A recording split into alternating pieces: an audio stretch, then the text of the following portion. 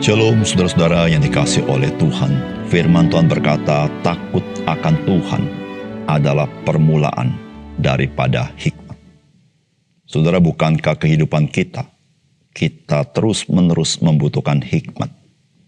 Saudara, Alkitab memberitahukan, bagaimanakah engkau memperoleh hikmat? Saudara, engkau dan saya harus hidup terus-menerus, dimanapun, apapun situasinya, dengan takut akan Tuhan. Salam jumpa dalam program Tuhan adalah Gembalaku. Saudara, kita memulai perjalanan iman kita hari ini bersama dengan 1 Tawarikh. Kitab 1 Tawarikh ini kemungkinan ditulis setelah umat Tuhan kembali setelah 70 tahun di tanah Babel. Saudara, kitab ini diawali dengan silsilah dan diakhiri dengan usaha Raja Daud untuk mempersiapkan pembangunan bait suci. Saudara, kitab 1 Tawarikh dan 2 Tawarikh bagaikan miniatur perjalanan umat Tuhan. Sehingga penulisan 1 dan 2 Tawarikh setelah umat Tuhan kembali dari tanah pembuangan di Babel agar umat Tuhan mengingat perjalanan mereka bersama dengan Tuhan. Dan mereka menjadi umat Tuhan yang takut akan Tuhan. Saudara, mari kita membaca 1 Tawarikh pasal yang ke-10. Orang Filistin berperang melawan orang Israel. Orang-orang Israel melarikan diri dari hadapan orang Filistin, dan banyak yang mati terbunuh di pegunungan Gilboa. Orang Filistin terus mengejar Saul dan anak-anaknya, dan menewaskan Yonatan, Abinadab, dan Malkiswa, anak-anak Saul. Kemudian makin beratlah pertempuran itu bagi Saul. Para pemanah menjumpainya dan melukainya. Lalu berkatalah Saul kepada pembawa senjatanya, "Hunuskanlah pedangmu dan tikamlah aku, supaya jangan datang orang-orang yang tidak bersunat ini memperlakukan aku sebagai permainan." Tetapi pembawa senjatanya tidak mau, karena ia sangat segan. Kemudian Saul mengambil pedang itu dan menjatuhkan dirinya ke atasnya. Ketika pembawa senjata melihat bahwa Saul telah mati, ia pun menjatuhkan dirinya ke atas pedangnya lalu mati. Jadi Saul, ketiga anaknya dan segenap keluarganya sama-sama mati. Ketika dilihat seluruh orang Israel yang di lembah bahwa tentara telah melarikan diri dan bahwa Saul serta anak-anak sudah mati, maka mereka meninggalkan kota-kota mereka lalu melarikan diri juga. Kemudian datanglah orang Filistin dan menetap di sana. Ketika keesokan harinya orang Filistin datang merampasi orang-orang yang mati terbunuh itu, didapatinya mereka Saul dan anak-anaknya tergelimpang di pegunungan Gilboa. Mereka merampasinya dan mengambil kepala Saul dan senjata-senjatanya, lalu menyuruh orang berkeliling di negeri orang Filistin untuk menyampaikan kabar itu kepada berhala-berhala mereka dan kepada rakyat. Kemudian mereka menaruh senjata-senjata Saul di kuil Allah mereka, tetapi batu kepalanya dipakukan mereka di rumah Dagon. Ketika seluruh Yabes Gilead mendengar tentang segala yang dilakukan orang Filistin terhadap Saul, maka bersiaplah segenap orang gagah perkasa, lalu pergi mengambil mayat Saul dan mayat anak-anaknya. Mereka membawanya ke Yabes dan menguburkan tulang-tulang mereka di bawah pohon besar di Yabes. Sesudah itu berpuasalah mereka 7 hari lamanya. Demikianlah Saul mati karena perbuatan yang tidak setia terhadap Tuhan. Oleh karena ia tidak berpegang pada firman Tuhan, dan juga karena ia telah meminta petunjuk dari arwah dan tidak meminta petunjuk Tuhan. Sebab itu Tuhan membunuh dia dan menyerahkan jabatan raja itu kepada Daud bin Isai. Saudara yang dikasihi oleh Tuhan, kita tidak membaca dan membahas 1 Tawarikh dari pasal 1 sampai pasal ke-9. Di mana dari pasal 1 sampai pasal 9, kitab 1 Tawarikh menguraikan silsilah mulai dari Adam. Saudara, dari silsilah ini kita diteguhkan bahwa apa yang dikisahkan dalam Alkitab, yakni sejak awal sekali, yaitu Adam, itu merupakan kisah nyata dan sejarah. Meski Alkitab tidak mengisahkan seluruh sejarah dunia ini, namun hanya mengerucut kepada sejarah keselamatan dari Tuhan. Saudara, kisah yang dikisahkan di dalam 1 Tawarikh dimulai dari pasal 10, yaitu masa akhir dari pemerintahan Raja Saul. Saudara, apakah pesan firman Tuhan bagi kita? Yang pertama, jangan menjadi orang percaya yang tidak menghormati Tuhan, sehingga melakukan apa saja hanya berdasarkan situasi dan kondisi, bukan atas dasar ketaatan kepada Tuhan. Saudara, firman Tuhan berkata, kemudian makin beratlah pertempuran itu bagi Saul. Para pemanah menjumpainya dan melukainya. Lalu berkatalah Saul kepada pembawa senjatanya, hunuslah pedangmu dan tikamlah aku, supaya jangan datang orang-orang yang tidak bersunat ini memperlakukan aku sebagai permainan. Tetapi pembawa senjata tidak mau karena ia sangat segan. Kemudian Saul mengambil pedang itu dan menjatuhkan dirinya ke atasnya. Ketika pembawa senjata melihat bahwa Saul telah mati, ia pun menjatuhkan dirinya ke atas pedangnya lalu mati. Saudara, inilah kisah di akhir daripada kehidupan Saul. Saudara, apa yang kita dapatkan dari kisah ini? Saudara, Saul mempunyai sebuah kebiasaan yang buruk. Apa itu? Dia tidak pernah menghormati Tuhan.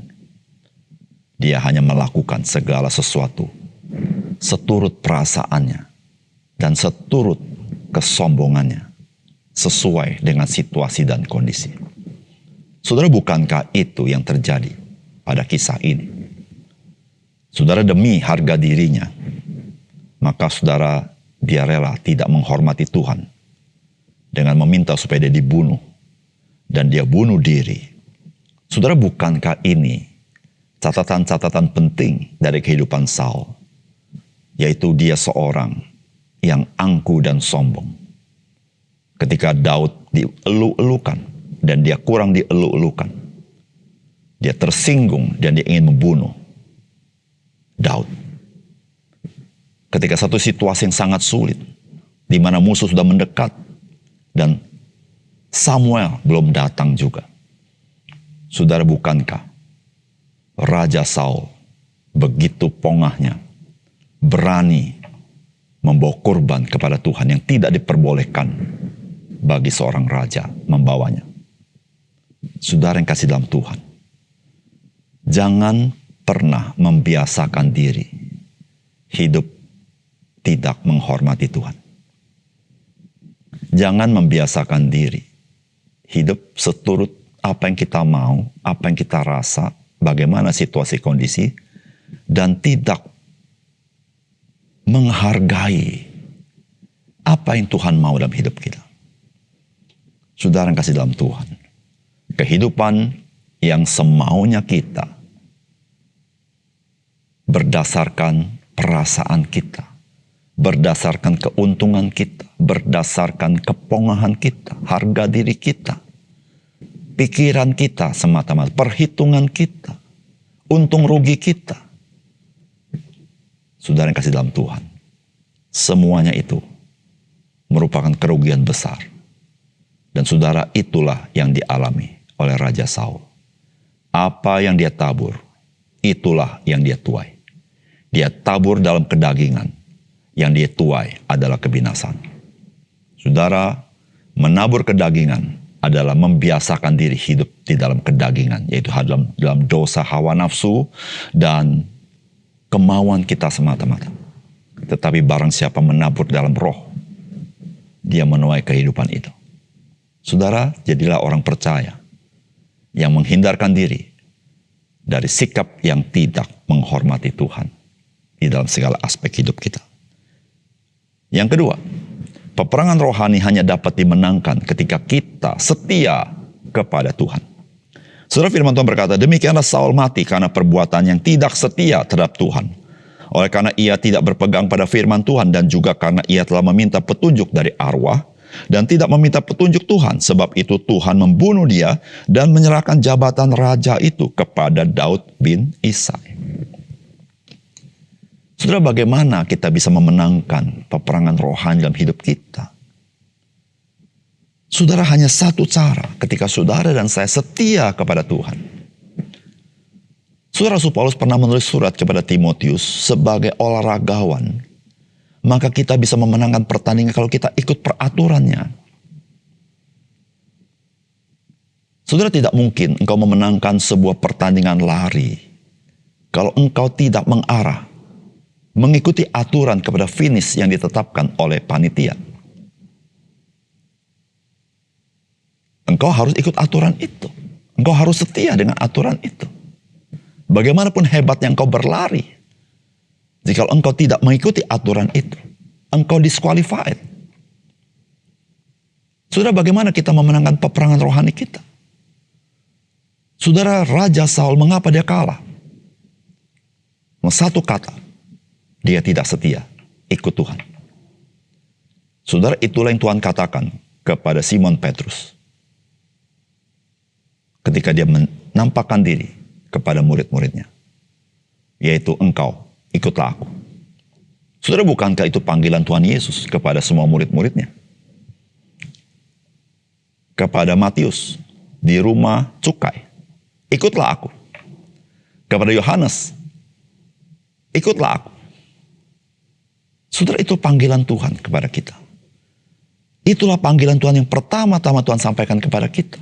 Ketika kita percaya, Tuhan berkata, mari ikutlah aku.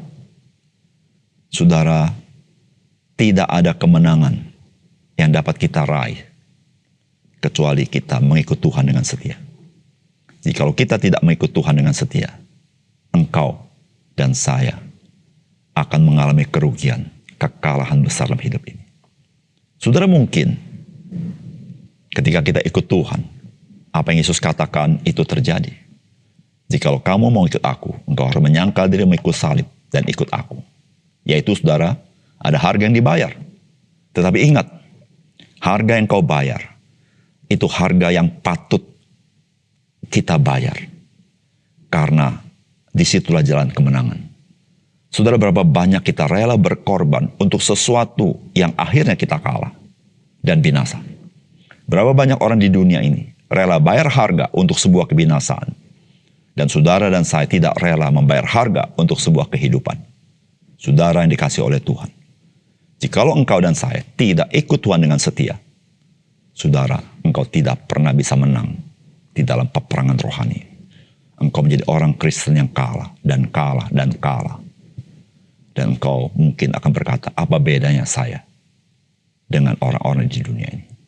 Saudara, memang tidak ada bedanya jika engkau hidup duniawi. Tidak ada bedanya. Yang membedakan adalah ketika engkau hidup, ikut setia, iring Tuhan dengan sungguh-sungguh. Dan engkau lihat, betapapun engkau bayar harga, Tuhan membayar lebih mahal untuk kemenangan rohani yang kau terima. Mari saudara, Tuhan sangat mengasihi engkau. Dia tidak ingin engkau kalah, apalagi engkau binasa. Mari, ikutlah Tuhan Yesus. Saudara, dia memberikan kita kemenangan dalam hidup kita. Mari kita berdoa. Bapa surga, terima kasih untuk kebenaran firman-Mu. Biar engkau yang berbicara kepada kami. Engkau meneguhkan iman kami, supaya kami diberikan hikmat, dicelikkan mata rohani kami, bahwa hanya ikut Tuhan Yesus kami boleh menang di dalam peperangan hidup kami. Di dalam nama Tuhan Yesus kami berdoa. Amin.